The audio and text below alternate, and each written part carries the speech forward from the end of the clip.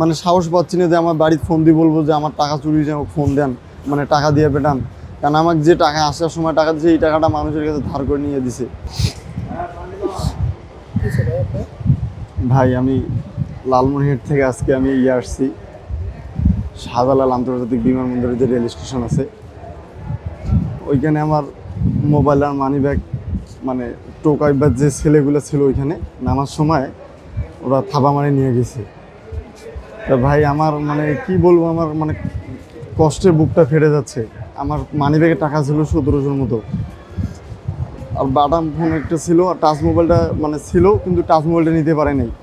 Touch মোবাইলটা পরে এই যে থাপা দিছে ভাই, দেখেন ডিসপ্লেটা ফেটে গেছে। এই যে আমাদের কি ভাই কোনো নিরাপত্তা নাই?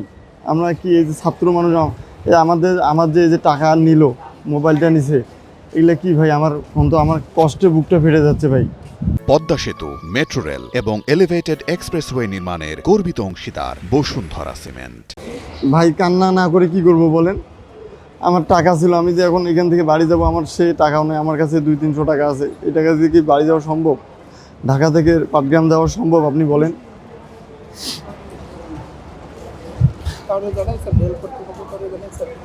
ওদেরকে জানে কি হবে, ওরা কি দিবে আমাদেরকে? ওদেরকে জানে কোনো লাভ হয় না ভাই, জানে কোনো হবে না, আমি সেজন্য জানি নেই ওদেরকে।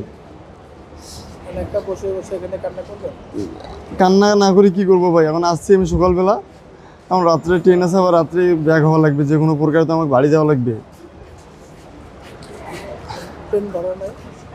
ট্রেন ভাড়া ভাই আমার কাছে আছে 320 টাকার মতো মনে হয়, কিন্তু ট্রেনে তো টিকিট মনে হয় 680 টাকা না কয় টাকা।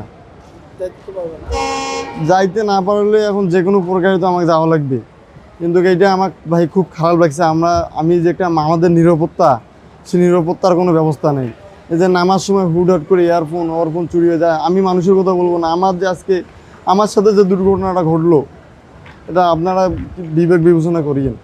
আমাকে যে টাকা দিছে, ওই টাকা হাওয়াত করে নিয়ে দিছে, মানুষের কাছে ধার করে নিয়ে দিছে, সেই টাকা চুরি হয়েছে, ওই কথা বলা যাবে না জীবনে। আমার আম্মু এবং মানুষের কাছ থেকে নিয়ে দিছে। আর মানি ব্যাগটাতে অনেক ইয়ে ছিল, অনেক নাম্বার ছিল, প্লাস ভোটার আইডি কার্ড, আমার ভোটার আইডি কার্ড ছিল, অনেক ছবি টবি অনেক কিছু ছিল ওই জায়গায় মানি ব্যাগে।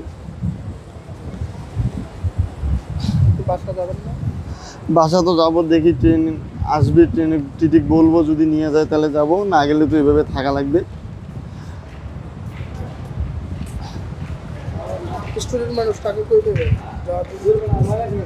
দেখি এখন কি করি। আমি বাড়িতেও যে ফোন দিব, আমি সে মানে সাহস পাচ্ছি না যে আমার বাড়িতে ফোন দিয়ে বলবো যে আমার টাকা চুরি হয়েছে, আমাকে ফোন দেন, মানে টাকা দিয়ে পেটান।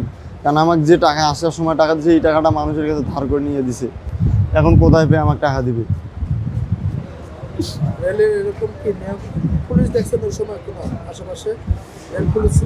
পুলিশ ছিল বলতে কি, আমি পুলিশ একজন দেখতে মানে এদিকে তাকাইছিল, কিন্তু উনি ঠিক মতো মানে গ্রাহ্য করলো না আমার, মানে আমার যে এরকম যে হইলো, উনি দেখিও না দেখার ভান করে ওদিক চলে গেল। এখানে আর কি বলবো ভাই, আমার বলার কোনো ভাষা নেই। মানে ছেলেটা যে দৌড় দিছে বা ইয়া করি, যে আমি ওর পিছু নিলাম, হ্যাঁ ওনার সামনে দিয়ে গেছি।